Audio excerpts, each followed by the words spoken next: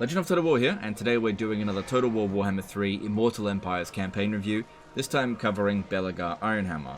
So normally with these campaign reviews, I like to start them on turn 1 with a fresh campaign, but I made an exception here with Belegar because his campaign is one of many possible pathways where none of them are necessarily correct or incorrect. I wanted to showcase the possibility of one such pathway that I think many people will find interesting that didn't seem necessarily very obvious. But just talking about his start position, on turn 1 he starts with his army here going up against the Broken Nose Greenskins, and they've got an enemy army standing right there. So you're sort of led to believe that you should attack them through that way, and most people probably will do that. That's the straightforward approach. But this is one of those trick start campaigns where that's not the optimal way to go about it, because these guys here are not a big deal. Your starting settlement is Zaragzil, which is not his original start position. It actually used to be Karak Izor. I'm not sure why exactly they switched it, but in doing so they allowed for this other strategic option to become available, because normally, or previously, Belegar's army started over here, whereas now he starts here. And if you, on turn 1, instead of attacking this settlement here, force march down to here, attach the heroes, and then jump in the underway to here, you can capture Skaven Blight on turn 3 very easily, because the AI in Warhammer 3 is absolutely abysmal at defending their settlements, and the Skaven are particularly bad at it, and you can capture Skaven Blight basically taking minimal damage. The damage that I took here on these miners was just because of the nuke that got dropped on, and I just didn't dodge it in time. So in terms of this, taking out Ichorclaw as a powerful faction is a big deal, but not just that, we've actually got a position here where we could use Tabaro as a sack city to farm Ichorclaw's trait every 5 turns for extra research rate, because the dwarf tech tree is incredibly meaty, so the quicker we can get through this, the better. Of course, if you just want to eliminate him, that's also not a problem. Now, there are some downsides to coming over this way. You will probably have to deal with Morgor, but you would probably have to deal with Morgor at some point anyway, and Skaven Blight is a very defensible settlement that the AI doesn't know how to defend, but as the player, you definitely can defend it.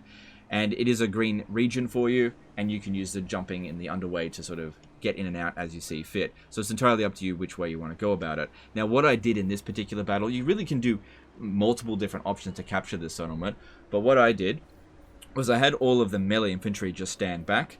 I had the heroes knocking down the gate and standing at the gate constantly fighting. This guy here was able to pop down many Rune of Wraths and Ruin, which you have available on turn 1. And these guys here went around the other side of the settlement because they're in stalk mode, and they actually went and captured the main capture point, which caused the battle to be over. But it's quite possible for these guys here to win the entire battle on their own. They had already gotten rid of like a third of the enemy forces with very minimal damage, because the enemy Lorder was just shooting with this guy as well.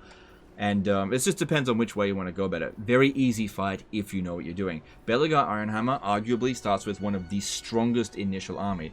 And even though he's suffering plus 50% extra upkeep cost until Karak Apex is recaptured, at least he doesn't pay any extra upkeep cost at all for his ancestor heroes, making his initial army a lot more manageable. But getting new units is going to be a little bit pricey because of that penalty. Now, he is one of 3 Legendary Lords going for the Karak Apex.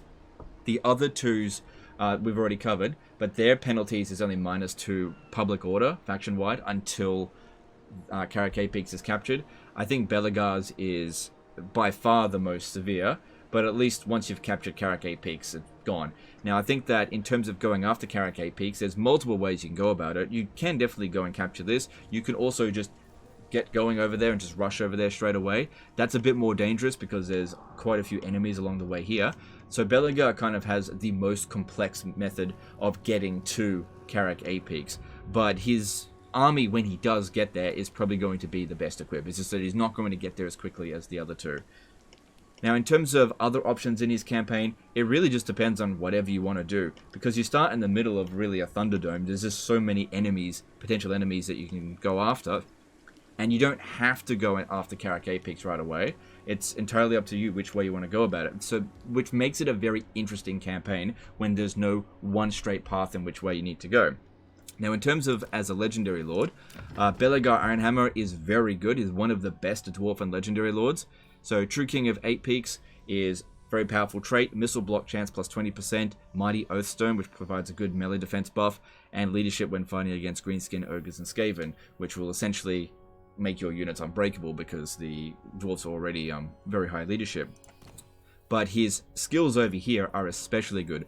Rally the Holds, Diplomatic Relations plus 5 with dwarves. That actually got nerfed between Total Warhammer 2 and 3. I think that used to provide 40.